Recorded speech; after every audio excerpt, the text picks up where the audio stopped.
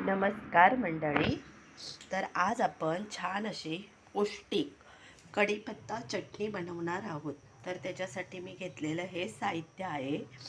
1 वाटी कढीपत्ता घेतला आहे, एक अर्धा चमचा साखर घेतली आहे, मीठ घेतलं आहे, ही आमचूर पावडर घेतली आहे, हे लाल तिखट घेतलं आहे, जिरं घेतलं आहे, तीळ घेतले आहे, ही फुटाणे डाळ घेतली आहे, लसूण घेतला आहे, शेंगदाणे घेतलेत आणि हे सुकं खोबरं घेतलं आहे.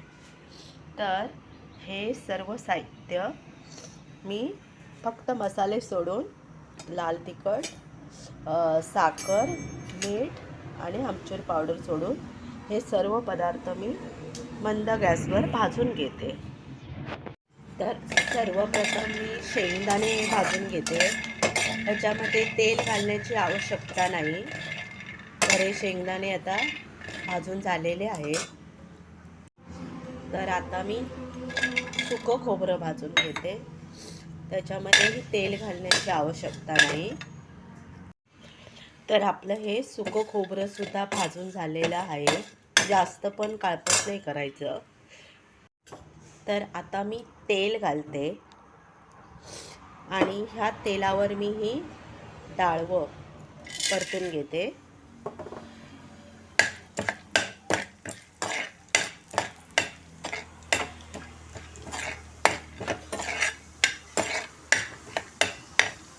तर आपली डाळवं पण परतून झाली आहे. तर मी ती काढून घेते.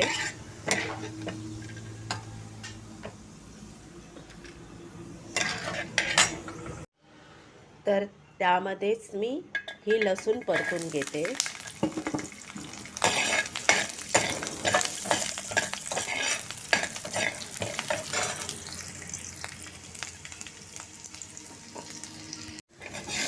तर आपली ही लसूण सुद्धा छानपैकी फ्राय झालेली आहे. तर मी ती काढून घेते.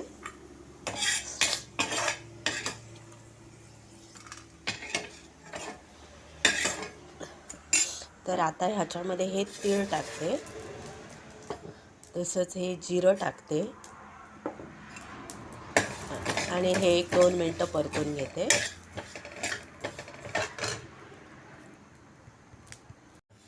तर आपलं हे तीळ आणि जिरं फ्राय झालेलं आहे. तर ते मी काढून घेते.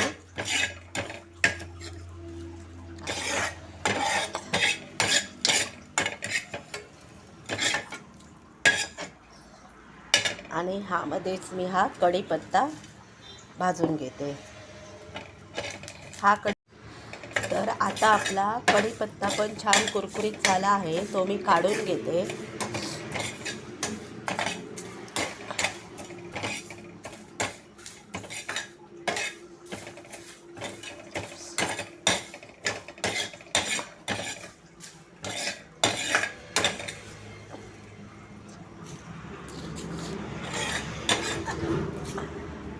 आणि हे सर्व साहित्य तर हे साहित्य मी ताटामध्ये काढून घेतलं आहे. ते 1-5 मिनटं थंड व्हायला देते आणि नंतर मिक्सरला लावून घेते. तर आपलं हे साहित्य छानपैकी थंड झालेलं आहे. हा बघा, कढीपत्ता सुद्धा कुरकुरीत झालेला आहे. तर मी हे मिक्सरमध्ये घालून भरडसर लावून घेते. तर मी हे मिक्सरला भरडसर लावून घेतलेलं आहे. तर त्यामध्ये मी आता ही 1 चमचा साखर, अर्धा चमचा मीठ, हे लाल तिखट आणि ही आमचूर पावडर किंवा तुम्ही चाट मसाला पण घालू शकता, घालते आणि मिक्सरला फिरून घेते. तर अशा प्रकारे आपले हे कढीपत्त्याची चटणी तयार झालेली आहे.